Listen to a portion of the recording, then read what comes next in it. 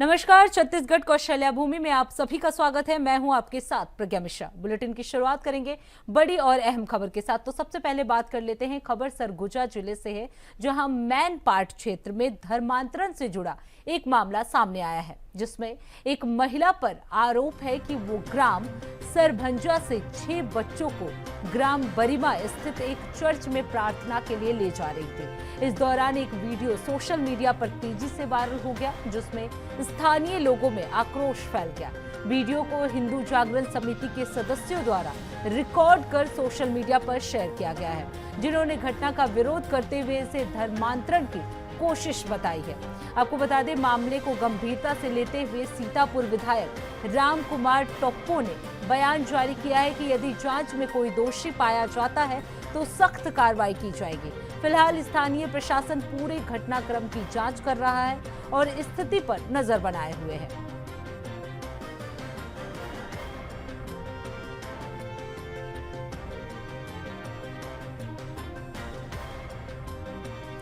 तो आपको बता दें, सरगुजा का ये पूरा मामला है, जहां धर्मांतरण का मामला सामने आया है, जिसमें एक वीडियो जो है वो शेयर किया गया है। इस वीडियो में साफ तौर पर देखा जा रहा है कि एक महिला द्वारा कुछ बच्चियों को लेकर जाया जा रहा है, जिसमें ये माना जा रहा है कि ये धर्मांतरण का मामला है। हालांकि अभी तक इसकी पुष्टि नहीं हो पाई है, लेकिन वीडियो के जरिए ये देखा जा सकता है कि एक महिला जो है कुछ बच्चियों को लेकर कहीं जा रही है। माना यही जा रहा है कि ये पूरा मामला जो है वो धर्मांतरण का है। आपको बता दें, हिंदू जागरण समिति ने इसका विरोध जताया है। उन्होंने इसका वीडियो सोशल मीडिया पर शेयर किया है और इस वायरल वीडियो के बाद से ये सियासी मामला जो है वो तेज हो गया है। हिंदू जागरण समिति का आरोप है कि महिला जो है वो बच्चों को चर्च ले जा रही थी, तो चर्च ले जाने का आरोप महिला के ऊपर लगाया गया है। हिंदू जागरण समिति द्वारा इसका वीडियो शेयर किया गया और लगातार विरोध जताया जा रहा है। महिला द्वारा ये महिला को लेकर ये आरोप लगाया गया है कि ये महिला इन सभी बच्चियों को लेकर चर्च जा रही थी, यानी धर्मांतरण परिवर्तन के लिए इन बच्चियों को ले जाया जा रहा था। वीडियो के जरिए ये बताया जा रहा है। आपको बता दें, हिंदू जागरण समिति ने इसका विरोध जताया है और हिंदू जागरण समिति द्वारा ही इसका वीडियो भी सोशल मीडिया पर शेयर किया गया है। समाचार के माध्यम से मैनपाट ब्लॉक में धर्मांतरण करने का विषय सामने आया है। इस पे जांच होंगी और जांच के उपरांत जो भी तथ्य इसमें सामने आएंगे, उस आधार पर दोषियों पर कार्रवाई किए जाएंगे। फिलहाल जांच के बाद ही पता चलेगा कि ये जो शिकायतें आई हैं, इसके पीछे क्या मामला है।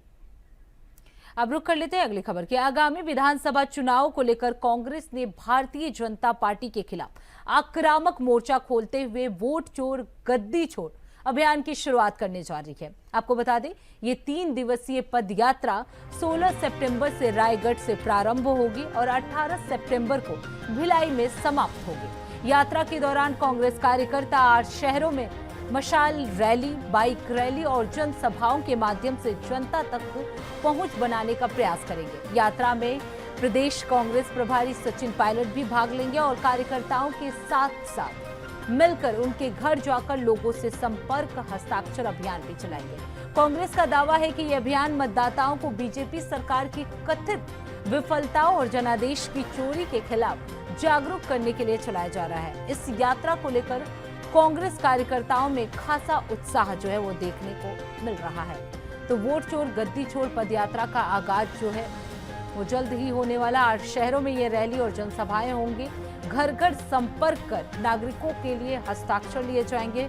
आपको बता दें, प्रदेश प्रभारी सचिन पायलट भी इस यात्रा में शामिल होंगे।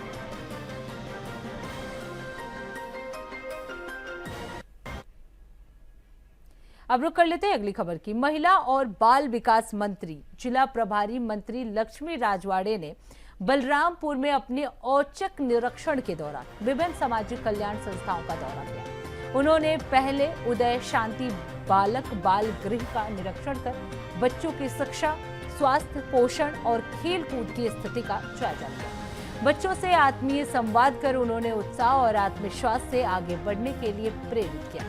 मंत्री ने इसके बाद सखी वन स्टॉप सेंटर का अवलोकन किया, जहां पीड़ित महिलाओं को मिलने वाली सहायता, परामर्श, आश्रय और चिकित्सा सेवाओं की भी समीक्षा की गई। उन्होंने वृद्धजनों की देखभाल के लिए खुशी वृद्धाश्रम भनोरा का भी दौरा किया और वरिष्ठ नागरिकों से स्वास्थ्य, भोजन और देखभाल से जुड़ी बातों पर चर्चा की। उन्होंने वृद्धजन की सेवा सम्मान को लेकर प्राथमिक जिम्मेदारी भी बताई, यानी उन्होंने कहा कि ये सरकार की प्राथमिक जिम्मेदारी है। निरीक्षण के बाद मंत्री लक्ष्मी राजवाड़े ने विश्राम गृह में प्रेस वार्ता आयोजित कर अपनी समीक्षा शेयर की। तो बलरामपुर की ये पूरा मामला जो है हम बता रहे हैं, जहां मंत्री लक्ष्मी राजवाड़े पहुंची थी औचक निरीक्षण के लिए वो वहां पहुंची थी, जहां उन्होंने कई कार्यक्रमों में हिस्सा लिया, स्कूल में जाके बच्चों से बातचीत की। इसके साथ ही आपको बता दें, वृद्धजन की सेवा को लेकर जो सरकार की तरफ से योजनाएं चलाई जा रही हैं, उन सभी मुद्दों पर उन्होंने बातचीत की। उन्होंने साफ तौर पर कहा कि वृद्धजन की सेवा और सम्मान को सरकार की प्राथमिक जिम्मेदारी है। निरीक्षण के उपरांत उन्होंने विश्राम गृह में प्रेस वार्ता कर अपनी ये पूरी समीक्षा यात्रा के बारे में बताया कि उन्होंने कहां-कहां कैसे समीक्षा की, किन-किन मुद्दों पर उन्होंने बातचीत की।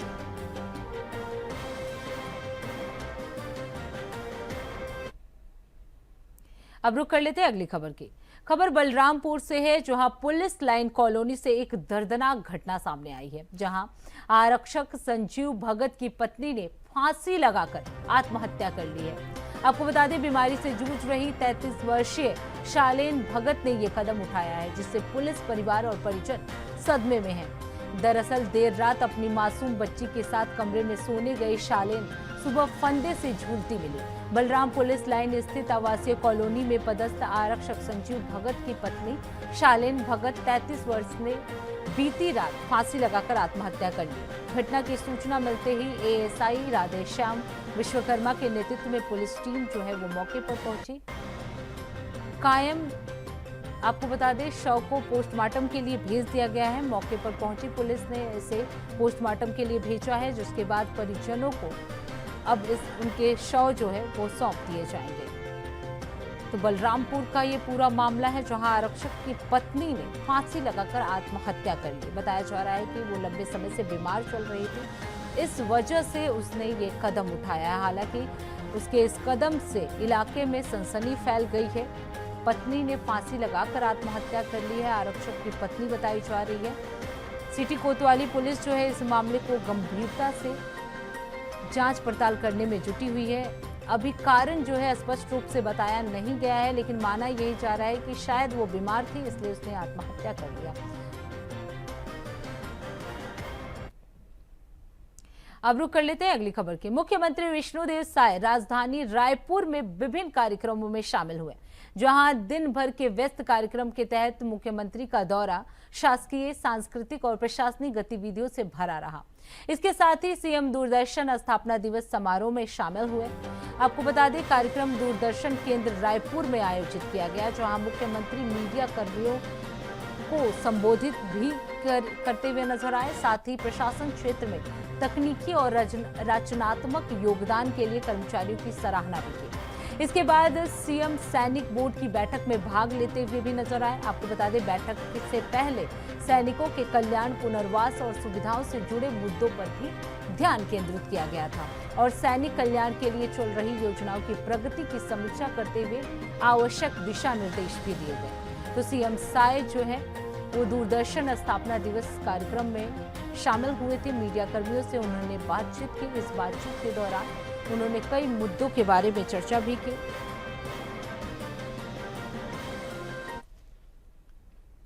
अब रुक कर लेते हैं अगली खबर की। खबर जशपुर से है, जहां एक अनोखा मामला सामने आया है। आपको बता दें, 50 सीटर शासकीय पोस्ट मैट्रिक अनुसूचित जनजाति कन्या छात्रावास में छात्राओं की जगह एकलव्य स्कूल के छात्र रह रहे हैं। आपको बता दें, स्कूल खुलने के 2.5 महीने बीत जाने के बाद भी छात्राओं को हॉस्टल की सुविधा उपलब्ध नहीं हो सकी। हिंदी मीडियम स्कूल में पढ़ने वाली छात्राओं ने दूरी अधिक होने पर कन्या छात्रावास में रहने के लिए आवेदन किया था। वहीं ट्राइबल विभाग ने 44 छात्राओं को इस मामले में मंजूरी भी दी थी, लेकिन अभी तक छात्राएं घर से ही 5 से 20 किलोमीटर दूर से स्कूल आने जाने को मजबूर है। बस सुविधाएं हर समय उपलब्ध ना हो और क्षेत्र प्रभावित होने के कारण छात्राओं को शाम देर तक खतरा उठाकर घर लौटना पड़ता है। इस दौरान छात्राओं के परिजनों ने भी अपनी चिंता जाहिर की है। तो छात्राओं ने अपनी चिंता जाहिर कर रही है। और अब रुख कर लेते हैं अगली खबरों के। आपको बता दें, छत्तीसगढ़ राज्य न्यायिक अकादमी द्वारा बस्तर संभाग के न्यायिक अधिकारियों के लिए 1 दिवसीय संभागीय न्यायिक सेमिनार का आयोजन जगदलपुर में किया गया था। इस कार्यक्रम में जगदलपुर, कांकेर, दंतेवाड़ा, कोंडागांव जिलों के कुल 43 न्यायिक अधिकारियों ने भाग लिया है। आपको बता दें, इस सेमिनार का उद्घाटन छत्तीसगढ़ उच्च न्यायालय के मुख्य न्यायाधीश श्री रमेश सिन्हा ने वर्चुअल माध्यम से किया। कार्यक्रम में उच्च न्यायालय के न्यायाधीश अमितेंद्र किशोर प्रसाद, जो जिला कांकेर के पोर्टफोलियो न्यायाधीश हैं, उन्होंने अपनी गरिमामयी उपस्थिति के जरिए इस कार्यक्रम में हिस्सा लिया। मुख्य न्यायाधीश ने अपने संबोधन में कहा, आज न्यायपालिका से लोगों की अपेक्षाएं बढ़ गई हैं। न्यायिक अधिकारियों की ये जिम्मेदारी है कि वो न्याय, निष्पक्षता, विधि के शासन के प्रति अपनी प्रतिबद्धता को बनाए रखें। उन्होंने कहा कि न्यायिक शिक्षा सतत प्रक्रिया है, जो हमें विधिक और सामाजिक परिवर्तनों के अनुरूप तैयार रखती है। तो संभागीय न्यायिक सेमिनार का आयोजन किया गया। 43 न्यायिक अधिकारियों ने इसमें भाग लिया।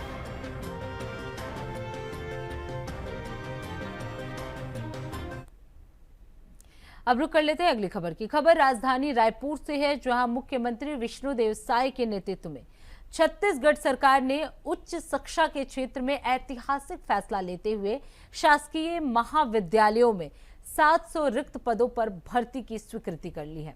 आपको बता दें, ये निर्णय प्रदेश के युवाओं के लिए रोजगार और शिक्षा दोनों ही दृष्टियों से अत्यंत लाभकारी साबित होगा। इन नियुक्तियों ने महाविद्यालयों में पढ़ाई, शोध, खेलकूद, पुस्तकालय संचालन जैसे क्षेत्रों की मजबूती मिलेगी।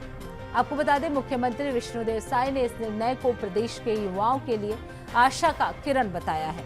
उन्होंने कहा कि इससे महाविद्यालयों में शिक्षा की गुणवत्ता में सुधार होगा और विद्यार्थियों को बेहतर मार्गदर्शन, प्रशिक्षण और संसाधन प्राप्त होंगे। क्रीड़ा अधिकारी की भर्ती से शारीरिक शिक्षा और खेल गतिविधियों को बढ़ावा मिलेगा, जबकि ग्रंथपालों की नियुक्ति से पुस्तकालयों का संचालन व्यथित होगा। वित्त मंत्री श्री ओपी चौधरी ने कहा कि यह निर्णय राज्य सरकार की शिक्षा को प्राथमिकता देने की नीति का परिणाम है। इससे न केवल रोजगार के अवसर सृजित होंगे, बल्कि प्रदेश की उच्च शिक्षा प्रणाली भी सुदृढ़ होगी।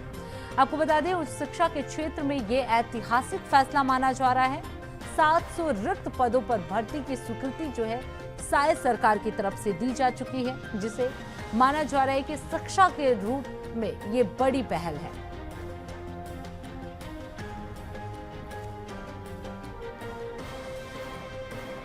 तो आपको बता दें, सीएम साय की तरफ से ये ऐतिहासिक पहल जो है की गई है। एक अहम फैसला जो है छत्तीसगढ़ वासियों के लिए माना जा सकता है, क्योंकि उच्च शिक्षा के क्षेत्र में जो 700 रिक्त पद थे, उसकी भर्ती की स्वीकृति जो है वो साय सरकार की तरफ से दे दी गई है। इसके साथ ही आपको बता दें, पुस्तकालय संचालन क्षेत्रों को भी इस दौरान मजबूती मिलेगी, ये साय सरकार की तरफ से कहा गया है। उन्होंने साफ तौर पर कहा है कि इस भर्ती से शिक्षा को भी मजबूती मिलेगी और जो लोग बेरोजगार हैं उनके लिए भी एक ऐतिहासिक पल होगा, उन्हें भी रोजगार मिलेगा। इससे रोजगार के अवसर जो है वो सृजित होंगे और उच्च शिक्षा प्रणाली भी सुदृढ़ होगी। तो सीएम साय की तरफ से ये बड़ा फैसला जो है वो लिया गया है। उच्च शिक्षा के क्षेत्र में जो 700 रिक्त पद थे, उसे भर्ती की स्वीकृति जो है सीएम साय की तरफ से दिया जा चुका है। अब रुक कर लेते हैं अगली खबर की। खबर बलौदा बाजार से है, जहां पुलिस ने पशु तस्करी के एक गंभीर मामले का भंडाफोड़ करते हुए मवेशियों से भरे 2 वाहनों को पकड़ा है। कार्रवाई के दौरान 407 वाहन से कुल 21 नग मवेशी बरामद किए गए। ये मवेशी अत्यंत अमानवीय तरीके से ठूस कर वाहनों में भरे गए थे। न तो उन्हें पानी दिया गया था और न ही चारा। मामले में पुलिस ने तत्काल कार्रवाई करते हुए अपराध पशुओं के प्रति क्रूरता अधिनियम के अंतर्गत मामले की जांच शुरू कर दी है। आपको बता दें, प्रारंभिक जांच के बाद 3 आरोपियों को मौके से ही हिरासत में ले लिया गया और उनसे लगातार पूछताछ की जा रही है। पूछताछ में आरोपियों ने स्वीकार किया कि मवेशियों को वाहन में भरकर उड़ीसा ले जाया जा रहा था, जहां इन्हें अवैध रूप से बेचा जाता था।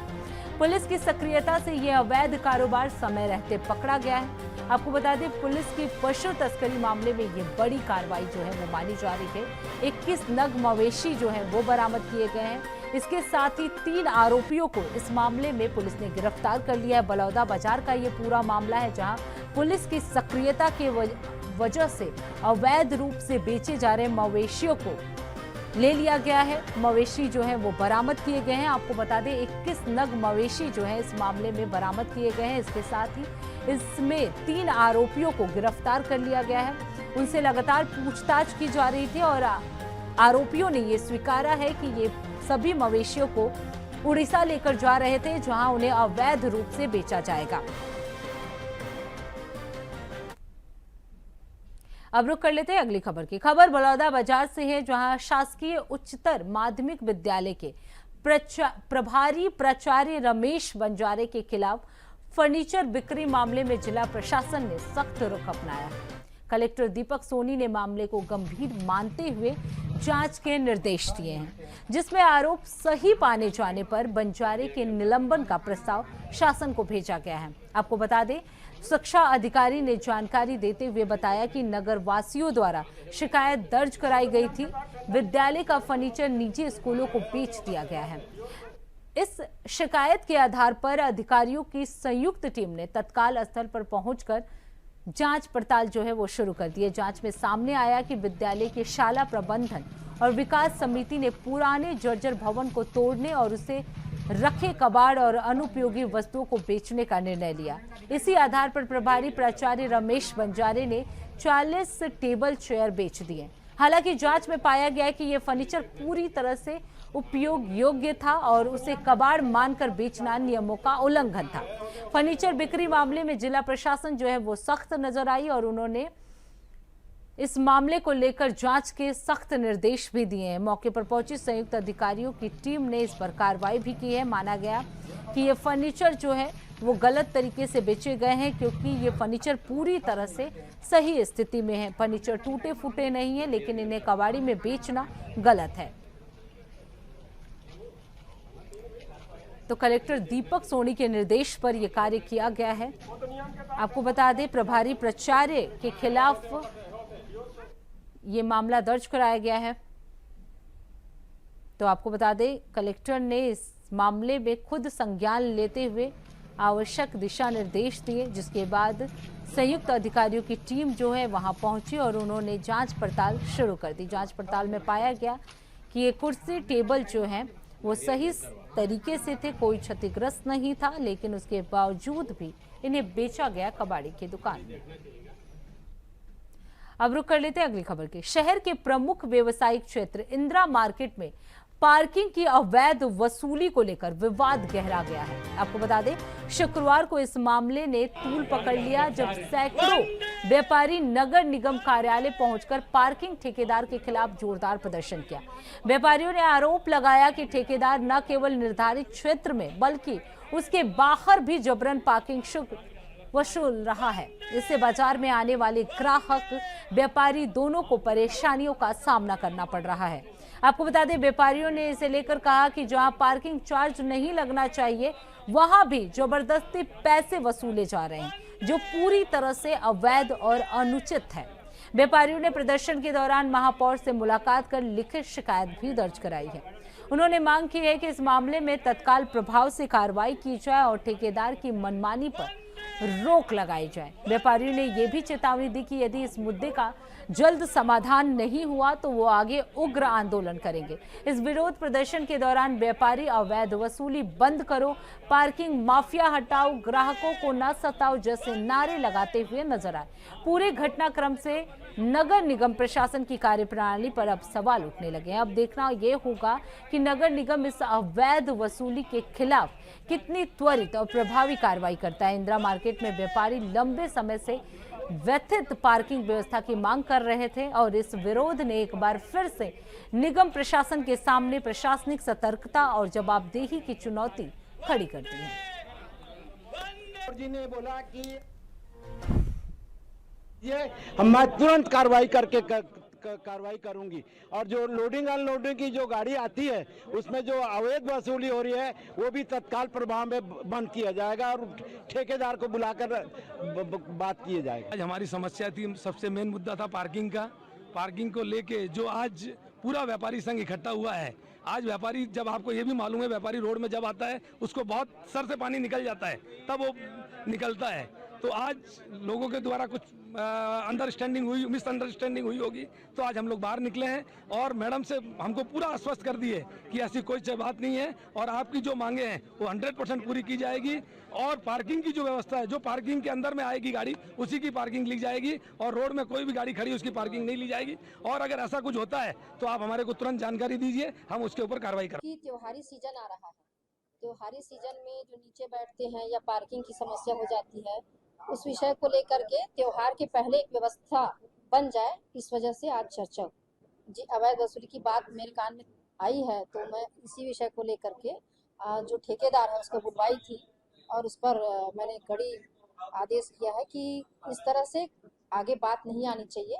और वहाँ पर हम एक होर्डिंग में रेट भी लिखवा देंगे और पार्किंग का एरिया भी तय कर देंगे कि यहाँ से यहाँ तक का पार्किंग का ठेका दिया गया है और रेट ये है। तो उससे लोगों को भी क्लियर रहेगा और जो अवैध वसूली हो रही है उस पर भी।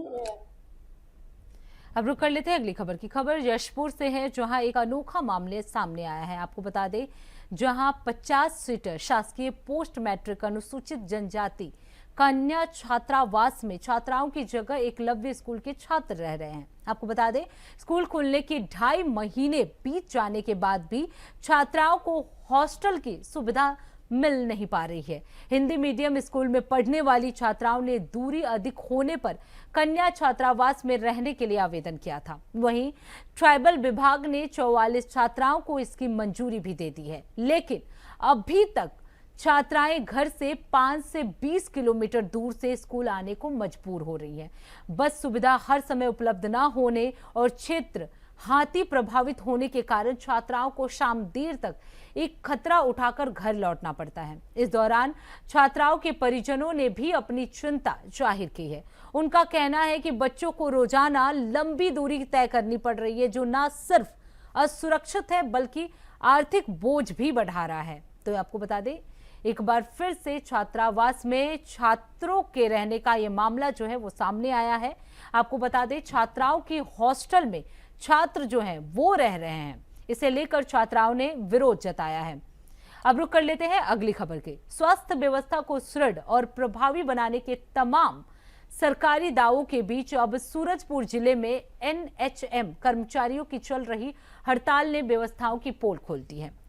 हड़ताल का असर इतना गहरा है कि अस्पतालों में इलाज के लिए आने वाले मरीजों को जरूरी दवाएं, इंजेक्शन और बाटल समय पर नहीं मिल पा रहा है। स्वास्थ्य कर्मियों की अनुपस्थिति के कारण इलाज में देरी हो रही है, जिससे मरीजों और उनके परिजनों को खासी परेशानियों का सामना करना पड़ रहा है। हालांकि प्रशासन द्वारा वैकल्पिक व्यवस्थाएं किए जाने के दावे किए जा रहे हैं, लेकिन जमीनी हकीकत कुछ और ही तस्वीर पेश कर रही है। अस्पतालों में मौजूद सीमित स्टाफ व्यवस्था संभालने में असमर्थ दिख रहे हैं। हड़ताल पर गए NHM कर्मचारियों ने जनता से हो रही असुविधा के लिए माफी मांगी है, लेकिन अपनी मांगों पर अडिग भी रहे हैं। यह स्थिति न केवल स्वास्थ्य व्यवस्था की कमजोरी को उजागर कर रही है, बल्कि ये भी दिखाती है कि बिना कर्मचारियों के कोई भी ढांचा प्रभावी नहीं हो सकता।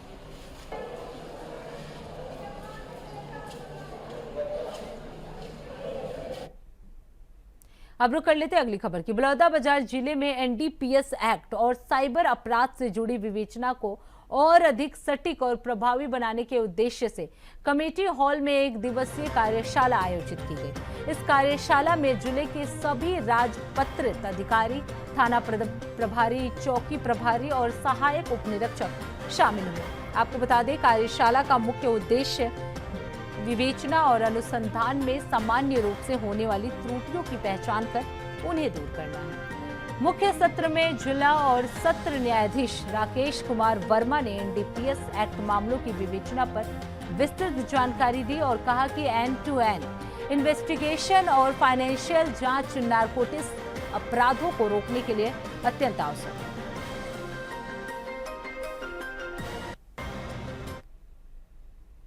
तो फिलहाल छत्तीसगढ़ कौशल्या भूमि में बस इतना ही। देश दुनिया की तमाम बड़ी खबरों के लिए देखते रहिए इंडिया वॉइस। तब तक के लिए नमस्कार।